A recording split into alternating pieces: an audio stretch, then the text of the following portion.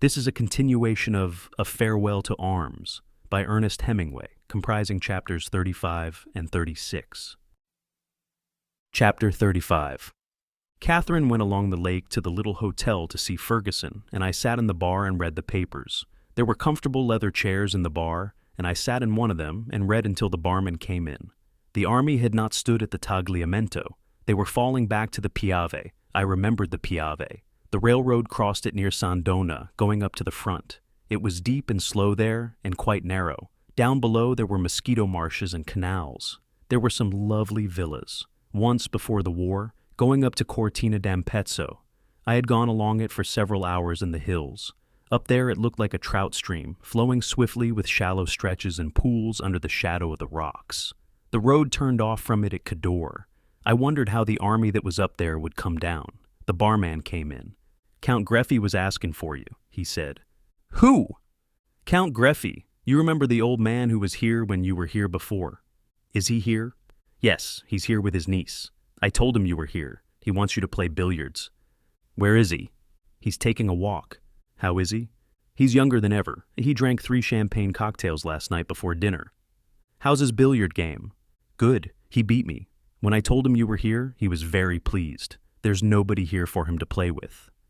Count Greffy was 94 years old. He had been a contemporary of Metternich, and was an old man with white hair and mustache and beautiful manners.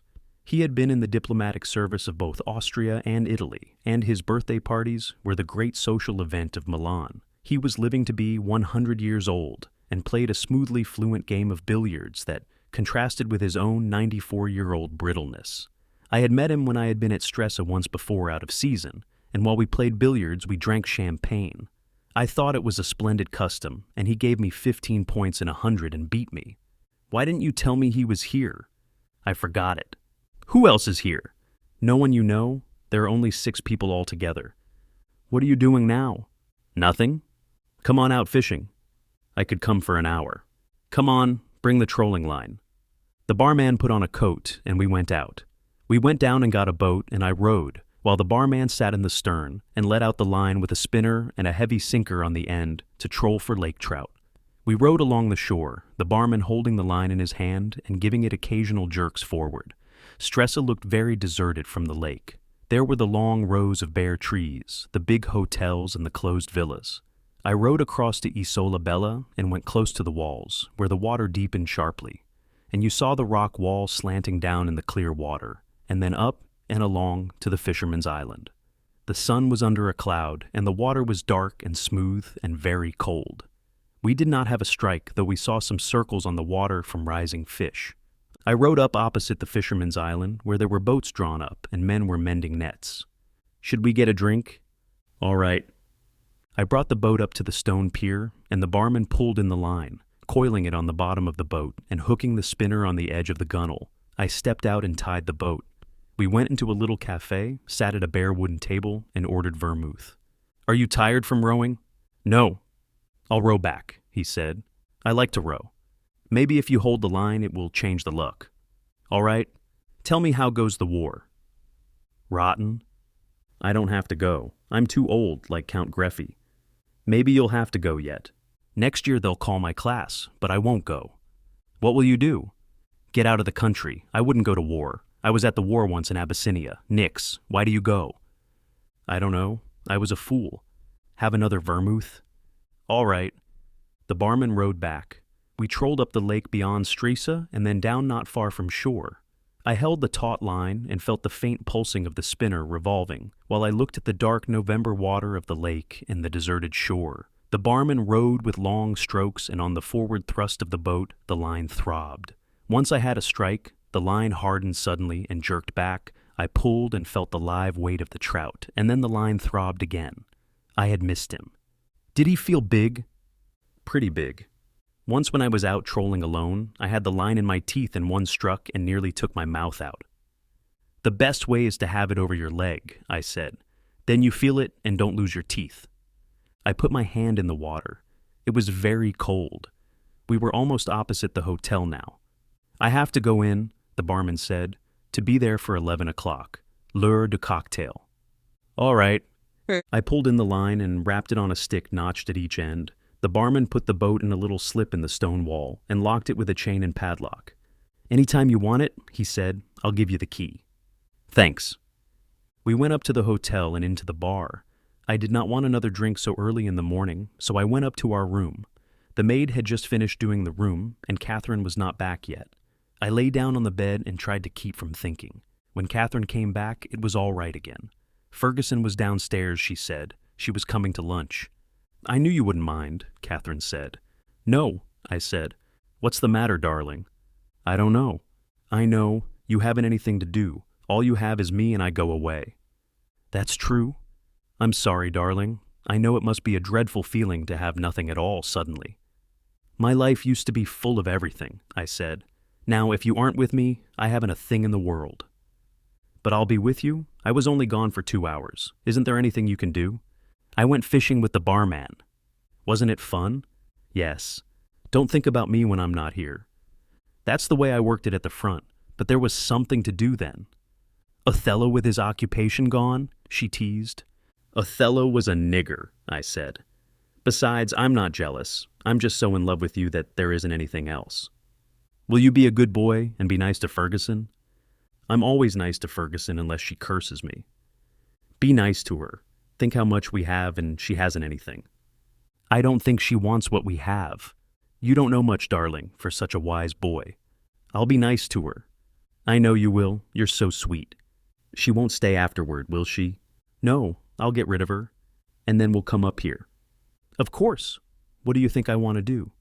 We went downstairs to have lunch with Ferguson. She was very impressed by the hotel and the splendor of the dining room. We had a good lunch with a couple of bottles of white Capri. Count Greffy came into the dining room and bowed to us.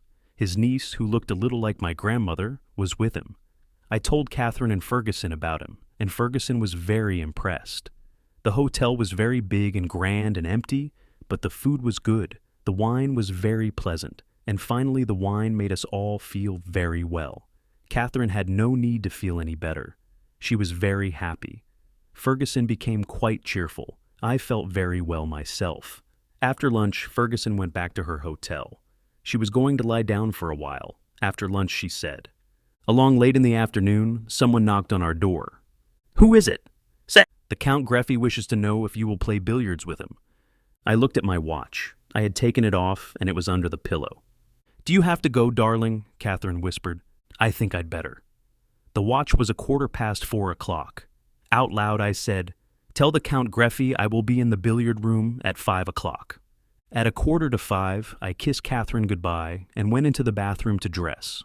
Knotting my tie and looking in the glass, I looked strange to myself in the civilian clothes. I must remember to buy some more shirts and socks. "Will you be away a long time?" Catherine asked. She looked lovely in the bed. "Would you hand me the brush?" I watched her brushing her hair, holding her head so the weight of her hair all came on one side.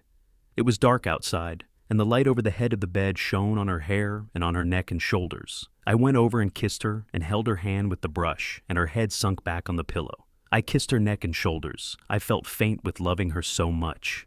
"I don't want to go away." "I don't want you to go away." "I won't go then." "Yes, go.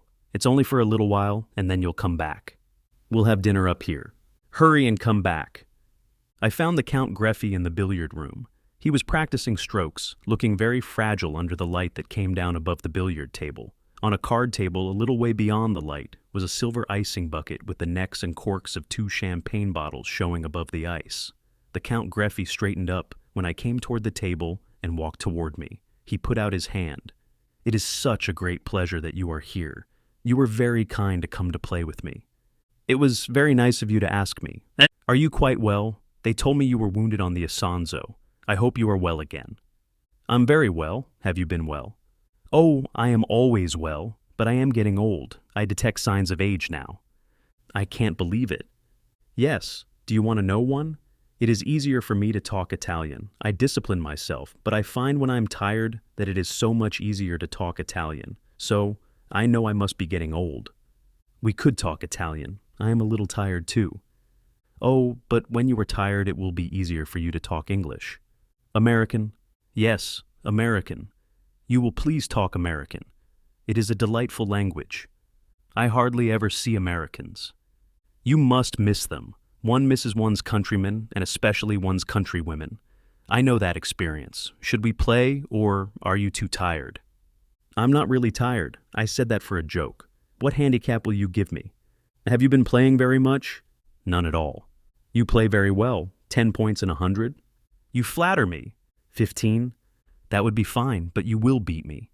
Should we play for a stake? You always wish to play for a stake. I think we'd better. All right, I will give you 18 points and we will play for a franc a point. He played a lovely game of billiards, and with the handicap, I was only 4 ahead at 50. Count Greffy pushed a button on the wall to ring for the barman.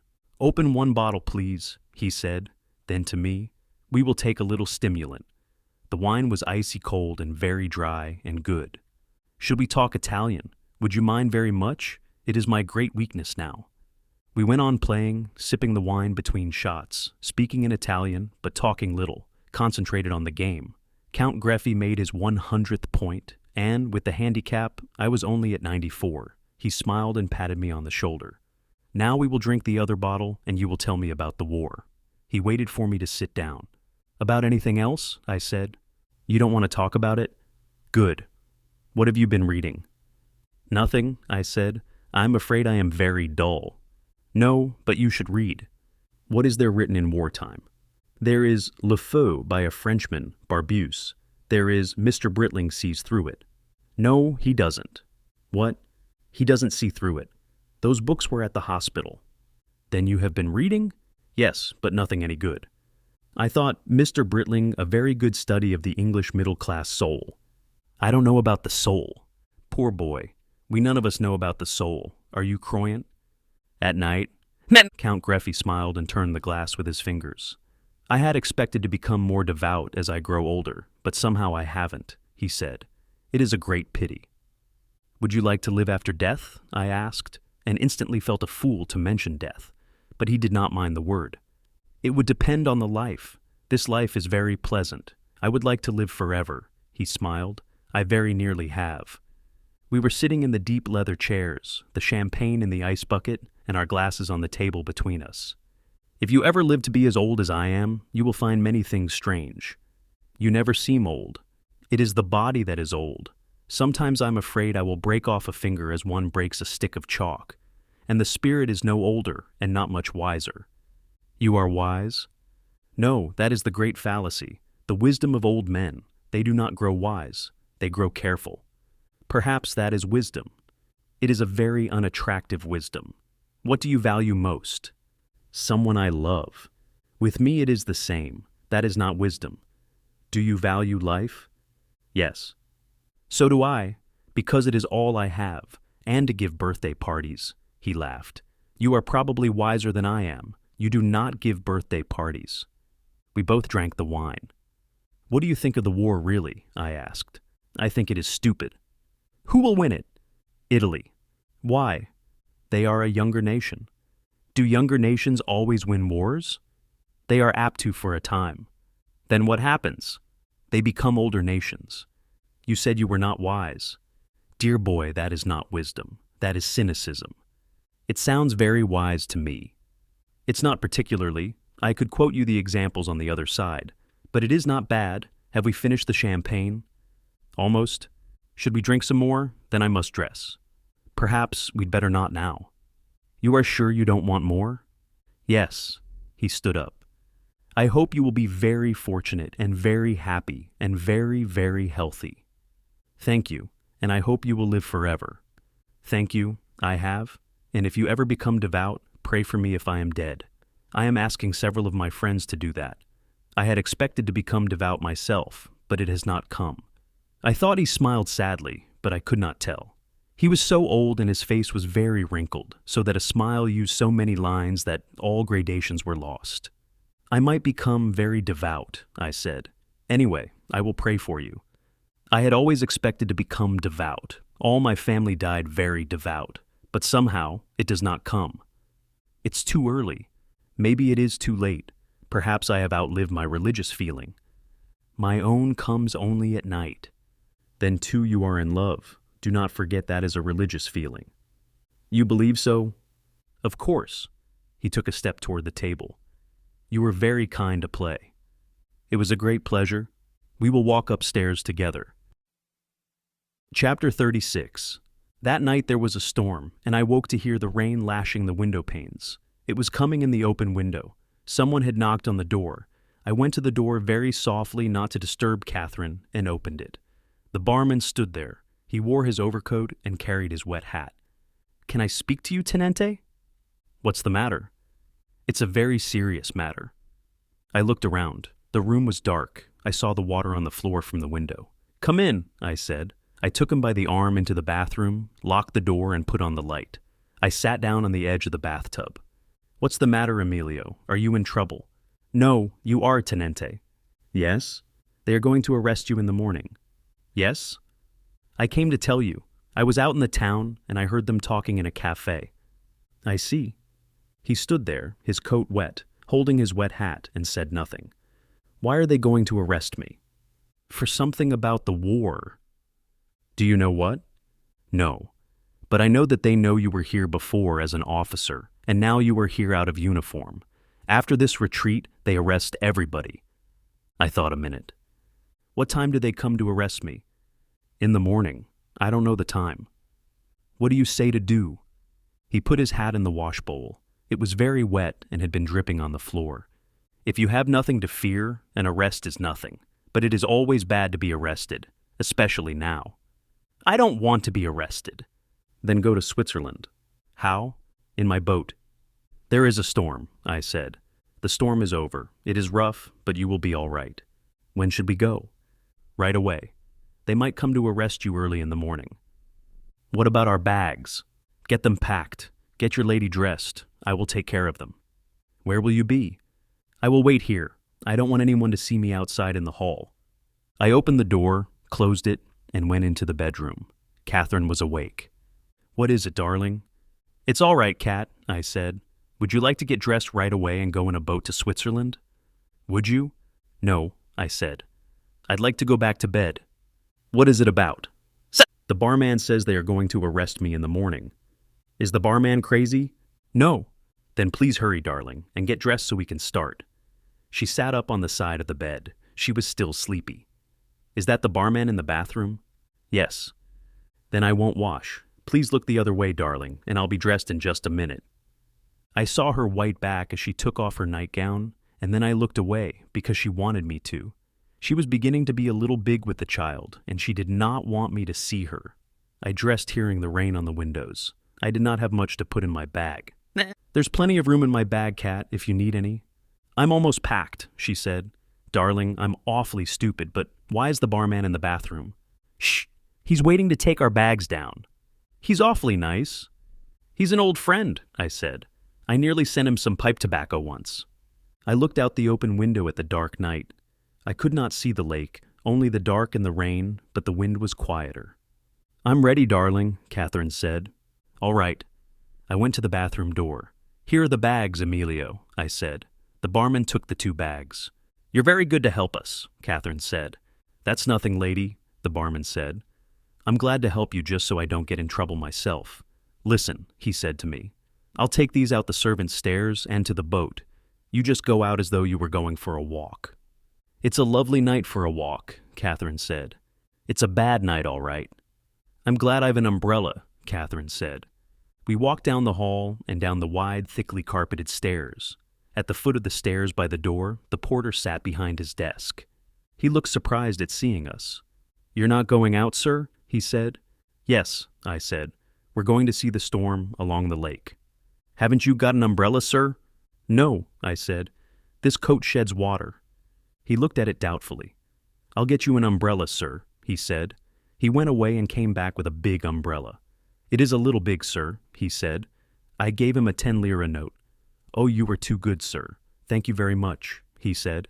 He held the door open, and we went out into the rain. He smiled at Catherine, and she smiled at him. "Don't stay out in the storm," he said.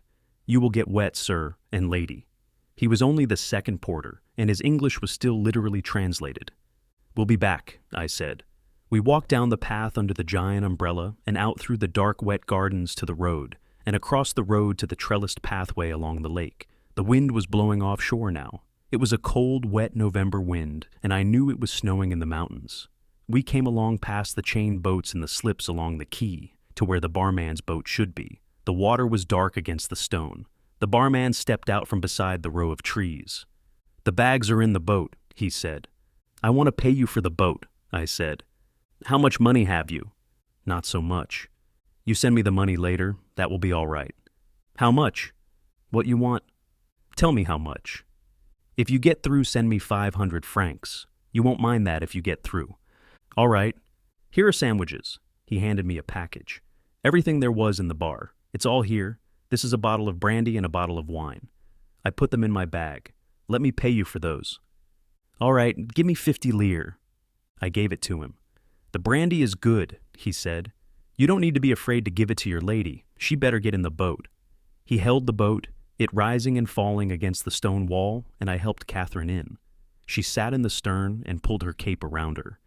"You know where to go?" "Up the lake." "You know how far?" "Past Luino, Canero, Cannobio, Tranzano.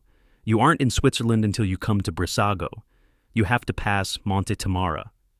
"What time is it?" Catherine asked. "It's only 11 o'clock, I said. "If you row all the time, you ought to be there by 7 o'clock in the morning." "Is it that far?" "It's 35 kilometers." "How should we go? In this rain we need a compass." "No, row to Isola Bella. Then on the other side of Isola Madre, go with the wind. The wind will take you to Palanza. You will see the lights. Then go up the shore." "Maybe the wind will change." "No," he said. "This wind will blow like this for 3 days. It comes straight down from the Materoni. There is a can to bail with." "Let me pay you something for the boat now." "No, I'd rather take a chance. If you get through, you pay me all you can." "All right. I don't think you'll get drowned." "That's good. Go with the wind up the lake." "All right." I stepped in the boat. "Did you leave the money for the hotel?" "Yes, in an envelope in the room." "All right. Good luck, Tenente." "Good luck. We thank you many times." "You won't thank me if you get drowned." "What does he say?" Catherine asked. "He says good luck." "Good luck," Catherine said. "Thank you very much. Are you ready?" "Yes." He bent down and shoved us off. I dug at the water with the oars, then waved one hand. The barman waved back deprecatingly. I saw the lights of the hotel and rowed out, rowing straight out until they were out of sight. There was quite a sea running, but we were going with the wind. This concludes the 13th part of 16 total of A Farewell to Arms by Ernest Hemingway, produced by Best Audiobooks for free.